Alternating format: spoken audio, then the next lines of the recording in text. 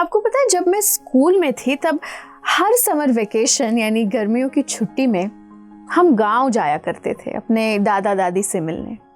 और वहाँ आंगन में एक महुआ का पेड़ हुआ करता था जिन पर ढेर सारी मधुमक्खियाँ भिन भिनाती रहती थी। हम सब ने भी बहुत बार मधुमक्खी को देखा होगा, लेकिन कभी ये विचार नहीं आया कि हम मधुमक्खी से कुछ सीख सकते हैं। मधुमक्खी एक फूल से दूसरे फूल पर उड़ती रहती है और फूलों को थोड़ी सी भी तकलीफ ना पहुंचाते हुए सिर्फ फूलों का रस या जो सार है वो ग्रहण करती है और फिर दूसरे फूल की ओर चली जाती है। ऐसे ही वो पूरे दिन एक फूल से दूसरे फूल का सार ग्रहण करते हुए भ्रमण करती रहती है। ये दिखने में तो आम सी बात है, लेकिन इसकी गहराई में जाकर सोचे तो मधुमक्खी हमें दूसरों में सिर्फ अच्छाइयाँ देखने की कला सिखाती है। एक मधुमक्खी कूड़े कचरे वाले स्थान में भी सिर्फ फूलों को ही ढूंढती है। कूड़े कचरे पर ध्यान ना देते हुए वो छोटे से छोटे फूल का रस ले लेती है, उनके पीछे भागती है। ऐसे ही एक ट्रू स्पिरिचुअलिस्ट यानी एक सच्चा आध्यात्मवादी वो है जिसने दूसरों में कमी देखना या गलतियां देखना छोड़ दिया, पूरी तरह से त्याग कर दिया। चाहे कोई कितना ही बुरा हो या कुटिल हो, एक पुण्यशील व्यक्ति उनमें कुछ ना कुछ अच्छा तो ढूंढ ही लेता है। ठीक उस मधुमक्खी की तरह जो कूड़े कचरे में भी एक छोटे से छोटे फूल को ढूंढ ही लेती है और उस एक छोटी सी अच्छाई को एक पवित्र व्यक्ति मैग्नीफाई करके यानी बढ़ाकर हजारों गुना ज्यादा कर देता है और लोगों को तो बुराइयों को ऐसे नजरअंदाज कर देता है जैसे मधुमक्खी कूड़े कचरे को कर देती है। हम ऐसे सोशल मीडिया के युग में आज रह रहे हैं जहां दूसरों की बुराई और कमी पर गपशप कर उनको अफवाह की तरह फैलाने में बहुत स्वाद आता है। लेकिन आपको पता है, जीसस क्राइस्ट कहते थे, seek and you shall find, यानी आप जो ढूंढोगे वही आपको मिलेगा।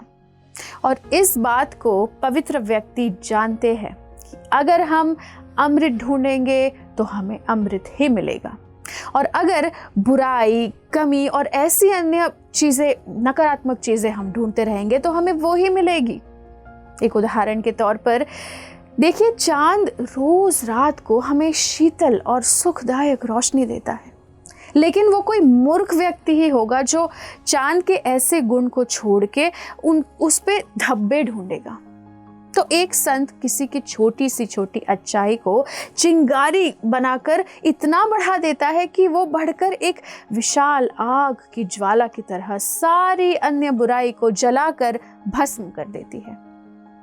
जैसे कि परिवार में अगर कोई बच्चा है जो बहुत बुरी हरकतें करता है, लेकिन अगर लोग दिन रात उसकी बुराइयों के बारे में बात करते रहेंगे तो वो बुरा बनता जाएगा।